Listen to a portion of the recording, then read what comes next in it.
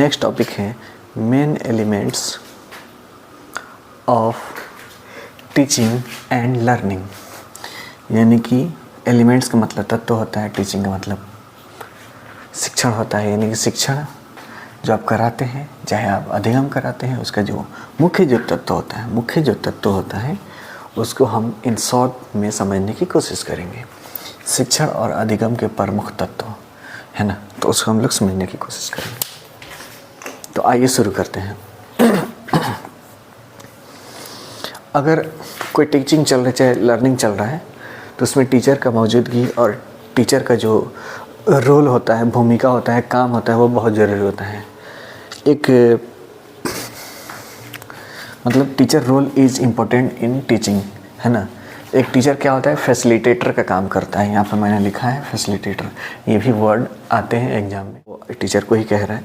क्योंकि जो टीचर होता है वो खुद ज्ञान क्रिएट नहीं करता है, क्योंकि वो ज्ञान और छात्र के बीच में वो खड़ा रहता है।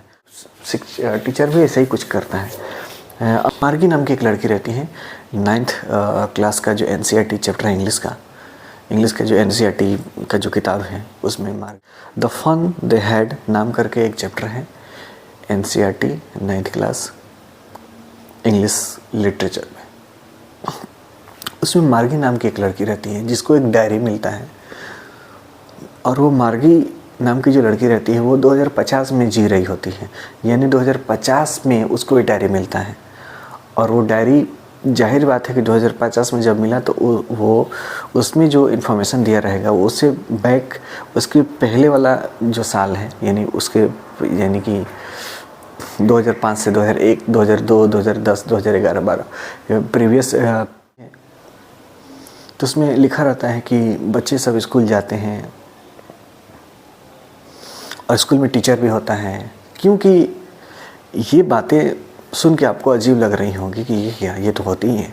तो ये तो आज हो रही है ना, तो 2050 में मार्गी नाम की लड़की जी रही होती है ना, तो उसको दूर दूर तक ये स्कूल का पता ही नहीं चलता है। क्योंकि उसमें एक टीचर आते हैं रोबोट ही पढ़ाते हैं। उनका क्लास, मार्गी का क्लास, उसके जस्ट बेडरूम वाला जो कमरा रहता है उसके जस्ट बगल वाला एक रूम रहता है, वही उसका क्लास होता है। यानी स्कूल भी नहीं जाती इसका मतलब वो। और ऐसे करके उसमें बताया गया है, तो वो बहुत बोर हो जाती है। इसमें यही बात बताई गई है, वो बहुत बोर हो जाती है क्योंकि रोबोट टीचर पढ़ाते हैं। उनको जो ह्यूमन जो टीचर रहते हैं वो तो पढ़ाते ही नहीं, तो बोर हो जाती है। तो वो किताब जो मिलता है ना उसको, डायरी, उसमें ये बात लिखी रहती है कि बहुत साल पहले स्कूल हुआ करता था जिसमें बच्चे जाते थे, एक ह्यूमन टीचर आते थे, वो पढ़ाते थे, हंसी मजाक होता था, एक दूसरे पे लोग कमेंट करते थे, एक फ्रेंडशिप वाला माहौल बनता था। तो ये बातें सुन करके वो बहुत तड़प रहे थे इस तरह का माहौल लेने के लिए, वो बेचैन थे। She was very curious to attend this environment. लेकिन वो करे क्या, 2050 तक बहुत डेवलप कर चुका था ये। मार्गी का टाइम पीरियड जो था वो 2050 का था, तो उस समय तक ये बहुत डेवलप कर चुका था। तो ये सब टीचर से स्कूल सब बंद हो गया था। तो वो टीचर को याद कर रहे थे कि काश मेरे भी ह्यूमन टीचर होते, है ना। तो देखिए, टीचर का होना बहुत ज़रूरी है, क्योंकि मार्गी भी तो याद कर रहे थे ना टीचर को। वो बोली टीचर का होना बहुत ज़रूरी है। और टीचर जो होता है, जो एक शिक्षक होता है, वो फैसिलिटेटर का काम करता है। इस बात को आप गौर करेंगे। अब देखिए, दूसरा टॉपिक है लर्नर्स, जिसको शिक्षार्थी कह सकते हैं, जिसको स्टूडेंट भी कहा जा सकता है। वो बहुत ही ज़रूरी होता है। मान लीजिए अगर टीचर हैं और एक शिक्षार्थी यानी कि स्टूडेंट ही ना रहे, छात्र ही ना रहे, तो फिर किसको हम पढ़ाएंगे। तो उसका भी होना ज़रूरी है। मैंने एक बात यहाँ पे लिखी है, एक शिक्षक और एक छात्र का बीच का जो रिश्ता होता है वो आँखों की तरह होता है, दो आँखों की तरह होता है। हमारे बॉडी में जो दो आँख दिख रही है, आपके पास भी दो आँख होगा, तो आप देख रहे होंगे कि एक आँख जितना दूर तक देख लेता है, दूसरा आँख भी उतना ही दूर तक दिखता है। इसमें कोई भेदभाव नहीं होता है ना। या फिर एक आँख कभी नहीं कहता है कि मैं नहीं देखूँगा, आज मेरा ऑफ ड्यूटी है, तू काम कर। नहीं, दोनों इक्वल होते हैं। तो दोनों इसमें इसका मतलब ये हुआ कि दोनों का पोटेंशियल, दोनों का रिस्पेक्ट और दूसरे दोनों का कोलैबोरेशन से कोई काम होता है। इसका मतलब ये भी हुआ कि स्टूडेंट और टीचर भी कोलैबोरेशन, कोऑपरेट से काम करें और दोनों ही इक्वल होते हैं और उस तरह का रिश्ता होता है। अगला टॉपिक है मेरा लर्निंग इन्वायरमेंट, यानी यहाँ पे मैंने अपने माने आपको समझाने के लिए और ख़ुद भी समझने के लिए यहाँ पे लिख दिया था कोटा और दिल्ली। इसी और भी बहुत सारे जगह है, दिल्ली में मुखर्जी नगर हो गया, पटना हो गया हमारे यहाँ। तो लर्निंग इन्वायरमेंट, देखिए मैं वीडियो जो शूट कर रहा हूँ आपको मैं बता दूँ, रात को तकरीबन 11 बज रहे हैं और तब मैं शूट कर पा रहा हूँ। इसमें भी बहुत सारे शोर शराबे थोड़ा बहुत है ना, इसमें कभी कभी सीआर भी बोल दे रहा है पीछे से, क्योंकि वेस्ट साइड में पूरा खुला हुआ है और पूरा इधर घर और है तो नहीं, पूरा ग्रीनरी से भरा हुआ है, तो उधर तो सीआर का बसेरा है जो कॉल। तो लर्निंग इन्वायरमेंट, हमारे यहाँ इन्वायरमेंट बनाने से बनता है। जहाँ पे मैं खड़ा हूँ बहुत ही पापड़ बेल रहा हूँ तब जाके ये इन्वायरमेंट बन पा रहा है। लेकिन कहने मतलब है लर्निंग, सीखने की एक इन्वायरमेंट होनी चाहिए, अधिगम वातावरण होना चाहिए। हमारे यहाँ देश में कोटा फेमस है, दिल्ली फेमस है, इसके बाद मुंबई भी, हैदराबाद भी है, चेन्नई भी है, भोपाल भी है ना, पटना तो ऑफकोर्स है ही, लखनऊ भी है, इलाहाबाद है जिसको आप प्रयागराज भी बोलते हैं। तो ये वातावरण होना चाहिए, ये नहीं कि कहीं भी अधिगम किया जाए, लर्निंग सीखा जाए। हर जगह ज्ञान भरना और देना अच्छी बात नहीं होती है। आजकल का माहौल देखिए, है ना। कंटेंट, नेक्स्ट टॉपिक है कंटेंट, शिक्षण सामग्री। आप जो कुछ भी पढ़ा रहे हो तो कंटेंट का होना ज़रूरी है, क्या पढ़ाना है ये होना ज़रूरी है। ये नहीं कि पढ़ाने उतर गए और कंटेंट है ही नहीं। जैसे बुक होना चाहिए, बुक में कोई आप टॉपिक पढ़ा रहे हो तो उस टॉपिक के रिलेटेड फटाक से अवेलेबल क्या होना चाहिए, उसका एग्जाम्पल होना चाहिए। जैसे मान लीजिए आप नाउन पढ़ा रहे हो, नाउन का फटाक से एग्जाम्पल होना चाहिए कि noun is a naming word, मतलब चारों जो भी कुछ देख रहे हैं सब चीज़ का नाम है ना भाई। भगवान ने जो भी चीज़ें बनाई हैं, अल्लाह पाक ने जो भी चीज़ बनाई है उसका नाम है, तो यस नाम है, तो वो नाम है तो नाउन है, नाम है तो नाउन है, मतलब एग्जाम्पल होना चाहिए। कुछ भी आप पढ़ा तो कंटेंट ये मतलब प्री प्लान्ड होना चाहिए। ये नहीं कि आप पढ़ाने तो उतर गए, उसका एग्जाम्पल नहीं दे पा रहे हैं या फिर कुछ कमी है कंटेंट में, तो ये फिर शिक्षण नहीं होगा। ये मतलब ये भी महत्वपूर्ण तत्व है, ये भी मेन एलिमेंट्स है टीचिंग का, ठीक है ना। बुक होना चाहिए, एग्जाम्पल होना चाहिए, है ना। आपके पास ऑफकोर्स बोर्ड होना चाहिए जिस पर पढ़ा रहे हो, है ना। चौक होना चाहिए, खल्ली आता था अब तो मार्कर आ गया है, वाइट बोर्ड आ गया है, उसके बाद डिजिटल बोर्ड आ गया है। उसके बाद किसी भी चीज़ को, नेक्स्ट टॉपिक है मेरा मेथड। मेथड का मतलब होता है विधि, विधि का मतलब होता है यानी पढ़ाने का तरीका, आपके पढ़ाने का तरीका, बोलने का तरीका।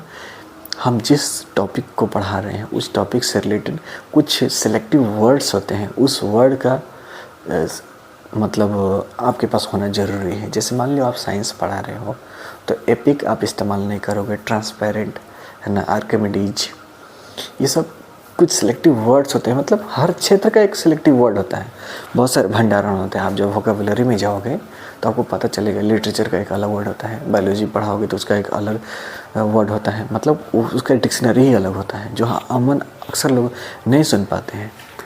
तो वर्ड का होना मतलब आपके पास विधि होनी चाहिए, वर्ड्स होने चाहिए कि कैसे उसको एक्सप्लेन करेंगे, कौन कौन से वर्ड्स का इस्तेमाल करेंगे और क्या इस्तेमाल नहीं करेंगे।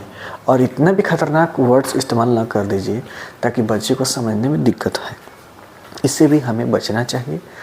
और हाँ, उस क्षेत्र से रिलेटेड कुछ वर्ड्स से रूबरू फैमिलियर थोड़ा करवा देना चाहिए। जैसे कि मान लीजिए कि आप पॉलिटी पढ़ा रहे हैं तो बच्चे को पता होना चाहिए कि डिस्क्रिमिनेशन क्या होता है, बच्चे को ये पता होना चाहिए कि प्रेजुडाइज क्या होता है, बच्चे को ये भी पता होना चाहिए कि स्टेरियोटाइप्स क्या होता है, बच्चे को ये भी पता होना चाहिए कि प्राइवेट हेल्थ सेक्टर क्या होता है ना, ये सब पता होना चाहिए, है ना। प्राइम मिनिस्टर का काम क्या है, प्राइम मिनिस्टर के स्पेलिंग, वर्ड्स वगैरह, मतलब एक एग्जाम्पल के तौर पे बोल रहे हैं। और ये तो विधि हो गया, आप पढ़ा रहे हो उसका एग्जाम्पल भी होना चाहिए। जैसे कि आपने ओम प्रकाश वाल्मीकि की कहानी क्लास 6 वाले बच्चे को सुनाए होंगे, चाहे खुद भी पढ़े होंगे आप, है ना। तो और मेथड प्री प्लान, जो भी आप टॉपिक पढ़ा उसके लिए प्री प्लान्ड हो आप, है ना। ये नहीं कि गए आप तब वहाँ प्लान बना रहे हैं।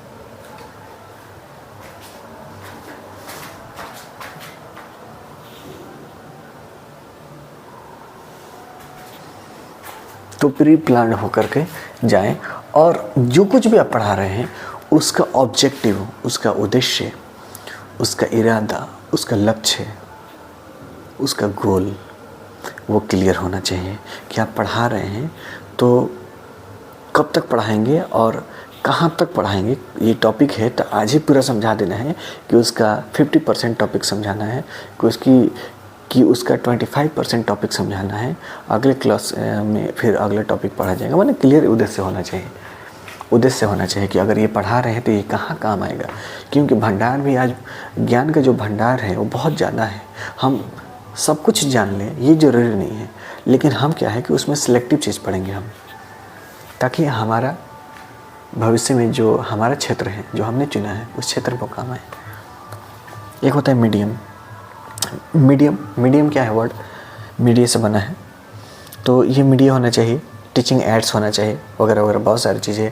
जैसे कि मान लीजिए स्कूल है तो स्कूल के सारे दीवार पर कुछ ना कुछ ऐड होना चाहिए, मैंने कुछ ना कुछ लिखा होना चाहिए जिससे मोटिवेशन मिले, जिससे कुछ नॉलेज मिले, है ना। मास्टरी, जो कुछ भी आप पढ़ा रहे हो उसमें मास्टरी होनी चाहिए, यानी कि एक्सपर्ट होना चाहिए। अधूरा ज्ञान लेकर के नहीं मतलब पढ़ाना है, क्योंकि बच्चे कहीं से भी घुमा करके कुछ भी पूछ सकते हैं। अब पहले जैसा बच्चे नहीं रहे, वो थोड़ा सा क्रिएटिव हो रहे हैं और जिज्ञासु हो रहे हैं, उसको भी फेस करना है हम टीचर को। फीडबैक, आप जो कुछ भी पढ़ा रहे हैं उसका फीडबैक मिलना ज़रूरी है।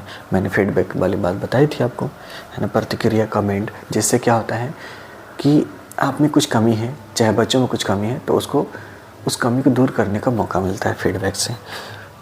प्रैक्टिस, जो कुछ भी आप पढ़ा रहे हैं उसका प्रैक्टिस करना बहुत ज़रूरी है। सबसे लास्ट टॉपिक है हमारा, उसका प्रैक्टिस करना बहुत ज़रूरी है। नहीं तो हम लोग सीटेट की तैयारी करते हैं और बहुत सारा वीडियोस, बहुत सारा नोट्स बना लेते हैं, देख लेते हैं वीडियोस, लेकिन बाद में होता क्या है कि हम लोग प्रैक्टिस नहीं करते हैं और फिर से वो भूल जाते हैं। फिर से लास्ट दिनों में, जैसे कल पेपर है तो आज हम रात को बैठ करके पूरा वीडियोस फिर नोट्स देखने का मतलब मजबूर हो जाते हैं। तो इस सब से बचना चाहिए, तो प्रैक्टिस करना चाहिए। तो चलिए आज के लिए इतना है, मिलते हैं नेक्स्ट वीडियो में। तब तक के लिए अपना ख्याल रखें, आसपास सफाई रखें, और सबसे अहम बात, अपने व्यवहार से, अपने बिहेवियर से किसी भी दुनिया के किसी भी इंसान को दुख मत पहुंचाइएगा। मेरा ये आपसे हम्बल रिक्वेस्ट है। एक अच्छा नागरिक और एक अच्छा इंसान बन के दिखाइए। नौकरी मिले ना मिले, हम एक अच्छा इंसान तो बन जाएंगे। शिक्षा लेने का उद्देश्य सिर्फ नौकरी लेने मात्र तक नहीं होता है, मेरा ऐसा मानना है। शिक्षा आपको अनुभवी बनाता है, शिक्षा आपको मोरल एजुकेशन देता है, जिससे देश और समाज आगे बढ़ता है, जिससे लोगों का बिलीव, इंसानियत बड़ा होता है। इंसानियत मतलब कोई क्रिएचर सोच रहा होगा कि अच्छा इंसान ये भी कर सकता है, तो बिल्कुल हम कर सकते हैं और वो हम लोग ही करेंगे। तो ये उद्देश्य से कभी भी शिक्षा लेनी चाहिए। और आगे जो किस्मत है, जो हमारा ज़िंदगी है, वो तो भगवान के हाथ में है, और हमें अपने आप से अच्छा प्रयास करना चाहिए और अच्छा प्रयास करने की कोशिश करना चाहिए। देखिए मैं भी आपके सामने बहुत अच्छा प्रयास करने की कोशिश कर रहा हूँ। लास्ट में एक भी बात मैं बोलूँगा कि प्लीज़ अगर मेरा वीडियो पसंद आए तो प्लीज़ लाइक, सब्सक्राइब और कमेंट करना बिल्कुल ना भूलें। इससे मुझे बहुत सारी मोटिवेशन मिलती है। Thank you, have a nice day. आपका दिन शुभ हो।